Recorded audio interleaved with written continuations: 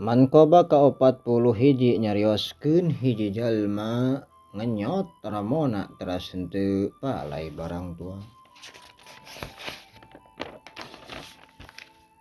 Dauhan Syekh Al-Arif Abu Muhammad Syawir As-Sibti. Kaula hiji waktos ngajugjug ka Baghdad ziarah ka Sayyid Abdul Qadir. Sarta terus kaula ngarencangan anjeunna kenging sawatara zaman. Barang kaula rek balik ka Mesir teras unjukan ka guru kaula Sayyid Abdul Qadir. Saurna cig didoakeun ku kaula moal manggih naon-naon sareng anjeunna maparinkeun ramona miwarang dikenyot ku kaula.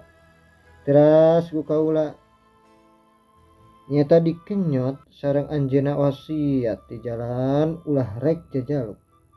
Tidinya teras kaula indit ti Baghdad tamekel naon-naon ti sabarang kaula jung indit ti Baghdad.